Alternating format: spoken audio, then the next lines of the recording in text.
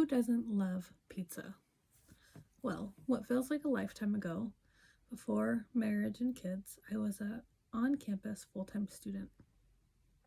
It had been a while since I'd connected with my friends, and I suggested that we had a pizza party to celebrate the end of midterms and the beginning of the holiday break. Everyone seemed real excited and just said to let them know anything they could do to help. Well, a couple days later, I took stock of what we had in the fridge and what we would need, and I texted my sister and asked if she could pick up some flour for the dough.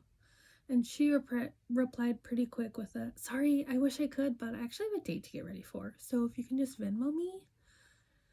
So I ran over to Kroger between classes and picked up some flour.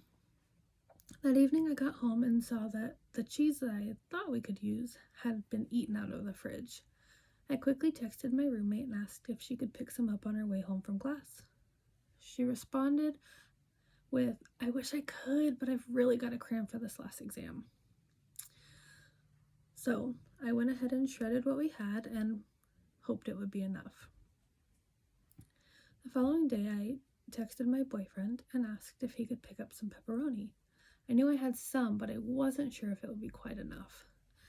He said he was at a buddy's, but he would for sure pick some up on his way that evening. He for sure did not.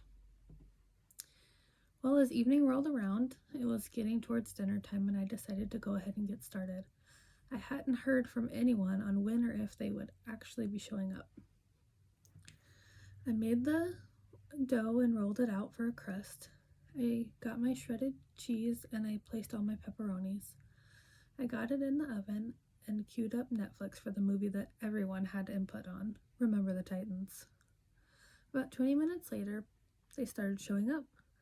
My sister asked if I was planning to make another pizza. I told her I didn't have enough ingredients. I took it out, got 2 slices for myself, and let the 3 of them divvy up the remaining 4 slices.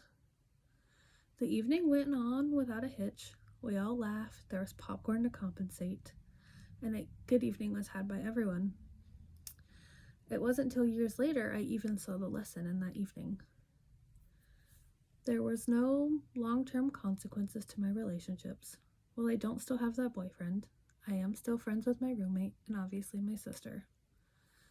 It was a sweet reminder to me that if you want the tasty rewards, you have to be willing to put in the hard work.